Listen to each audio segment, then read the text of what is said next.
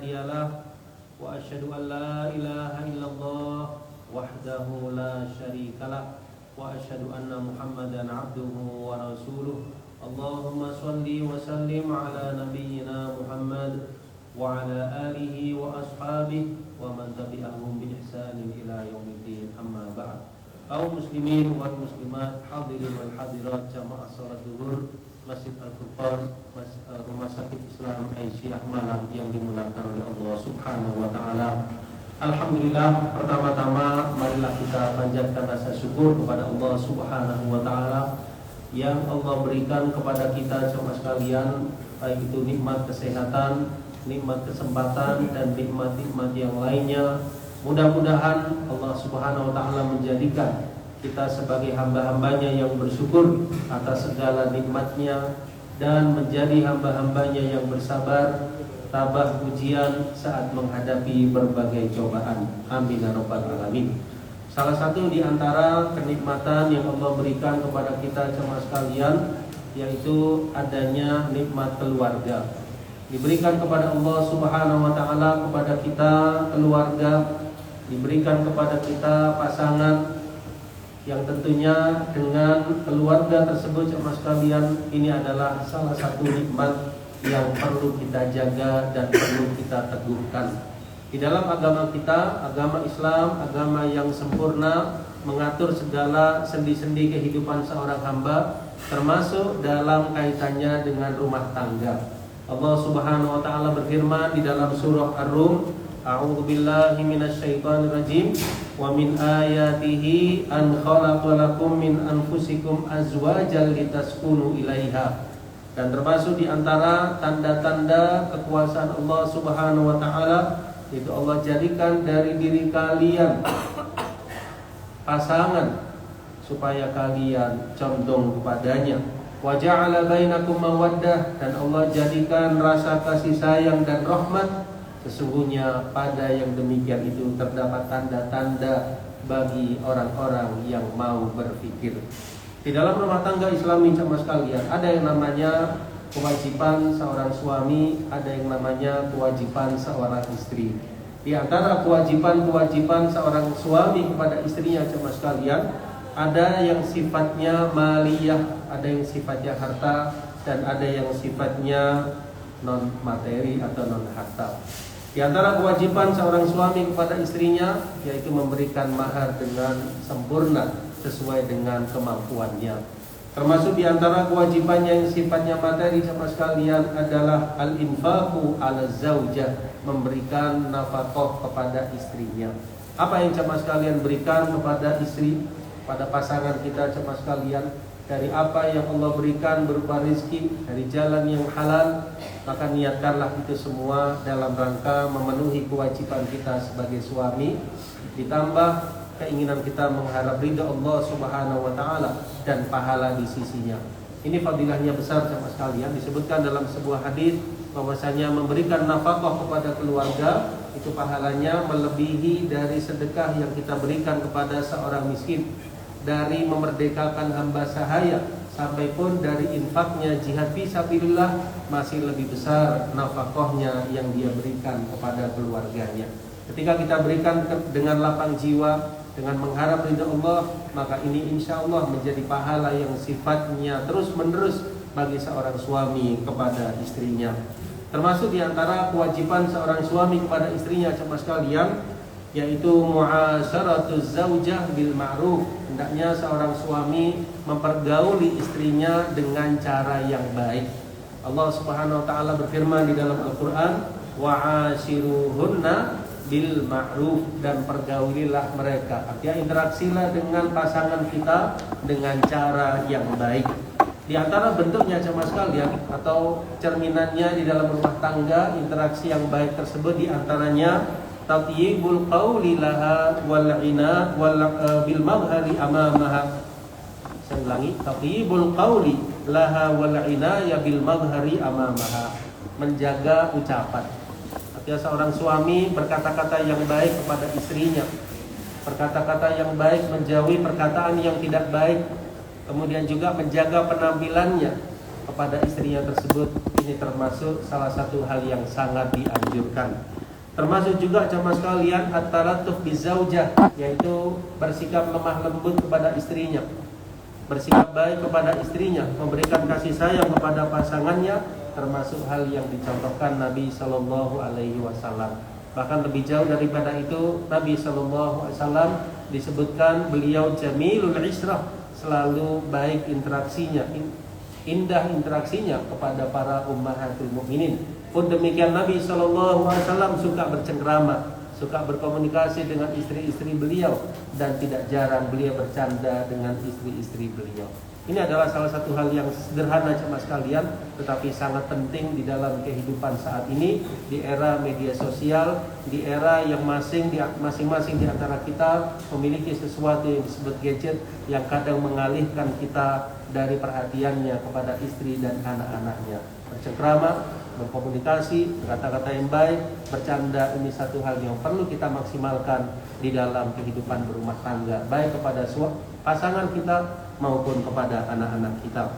Termasuk hal yang penting jemaah sekalian sebagai seorang suami, yaitu al-irdhab an ba'di uyubiz zaujah.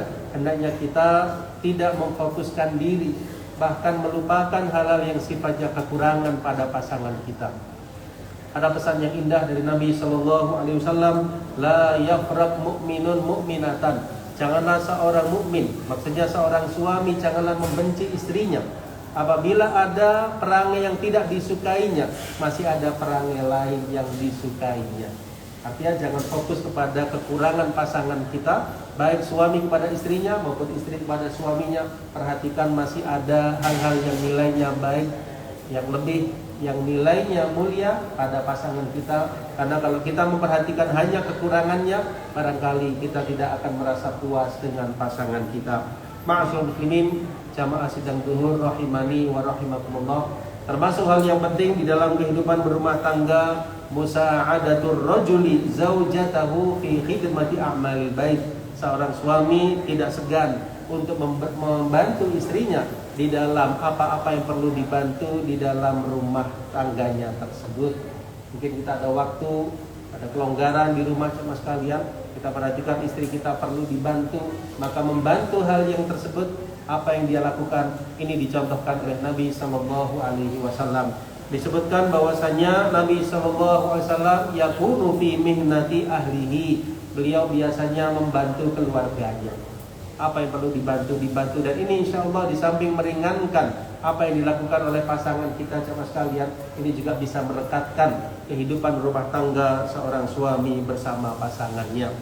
Kemudian di antara hal yang penting juga bagi seorang suami, biqayatu zaujatihi minan nar, menjaga istrinya, pasangannya, anaknya jangan sampai terjerumus ke dalam siksa api neraka. Kita ingat sebuah firman Allah dalam surah At-Tahrim, a'udzubillahi minasyaitonirrajim, ya ayyuhalladzina amanu qu anfusakum wa ahlikum nar. Wahai sekalian orang-orang yang beriman, jagalah diri kalian dan keluarga kalian dari siksa api neraka. Artinya apa yang Allah wajibkan tidak hanya pemberian nafkah semata, pemberian secara materi semata jemaah sekalian, ada yang lebih daripada itu, yaitu mendidik anak kita, istri kita, mengarahkan kepada amal soleh, mengajaknya untuk sholat, mengajaknya untuk taat kepada Allah, mengajak mereka untuk meninggalkan apa yang dilarang oleh Allah Subhanahu wa taala, supaya kita berkumpul dengan keluarga tidak hanya di dunia tapi juga sampai nanti di akhirat. Qu anfusakum wa ahlikum. Nah, ini tidak bisa diabaikan Bapak sekalian. Seorang kepala rumah tangga, seorang suami perlu memperhatikan apa yang perlu disampaikan kepada istrinya. Nabi Ismail alaihissalam dalam Al-Quran, meskipun beliau seorang nabi, seorang rasul, dijelaskan wa kana ya'muru ahlahu bis shalah, adalah Nabi Ismail memerintahkan keluarganya untuk sholat. Artinya beliau tidak merasa sebagai nabi atau rasul lalu keluarganya otomatis meniru beliau. Beliau masih memerintahkan keluarganya. Wa kana ya'muru ahlahu bis shalah, adalah beliau memerintahkan keluarganya untuk sholat. Artinya seorang suami perlu memperhatikan, sudahkah istri dan anaknya taat kepada Allah? Sudahkah istri dan anaknya sholat? Sudahkah mereka menjauhi yang dilarang oleh Allah Subhanahu wa taala? Karena ini semua akan ada pertanggungjawabannya. Disebutkan dalam sebuah hadis Nabi sallallahu alaihi wasallam, Ar-rajulu ra'in ala ahli baitih.